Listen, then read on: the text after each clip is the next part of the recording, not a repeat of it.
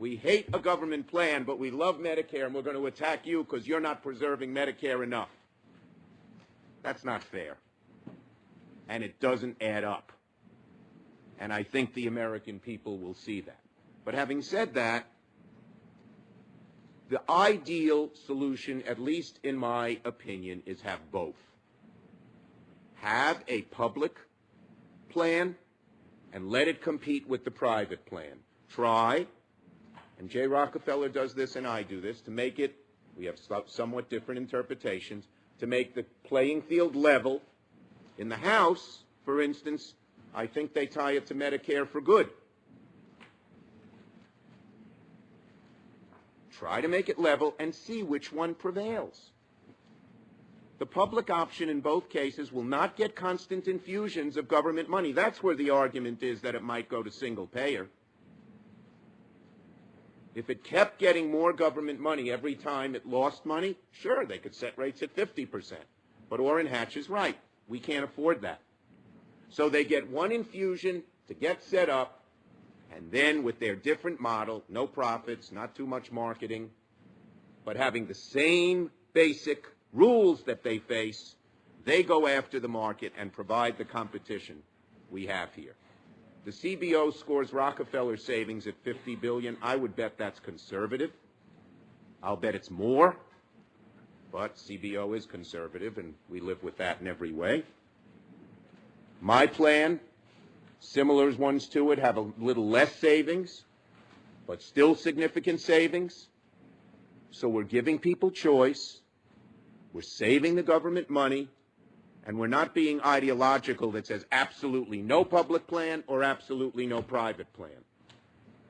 It seems to me the fair and down the middle way to go. It is no wonder that 65% of all Americans support it, despite the massive propaganda that's been waged against this. 65% of all Americans, according to the New York Times last Monday, I think it is, said they support a public option. It was not worded in a slanty way at all. It was right down the middle.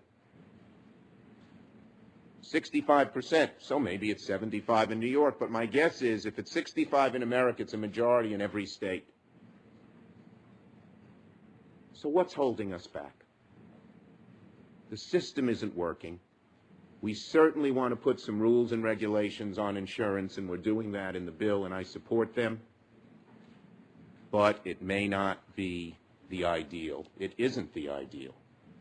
A public option every day in every way, and rules that we haven't thought about, will compete and bring those costs down and serve the public as opposed to simply the shareholders. And I would urge everyone on this side and everyone on that side to think about this. Take off the ideological blinders on both sides, and let's just see what works for people. I'm agnostic. I don't prefer the government, I don't prefer the private, and I think at the end of the day, if we had a public option, it would sort of be like, I'll say this in conclusion, Mr. Chairman, it would sort of be like what we have with universities. When a family has a daughter or son, as a senior, they have to apply to college. No one forces them to go to one college or another. But in most states, probably every state, we have public universities and private universities.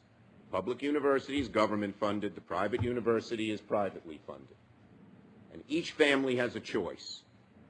And I would argue that both the public universities, the private universities, and certainly our constituents are better off because they have that choice.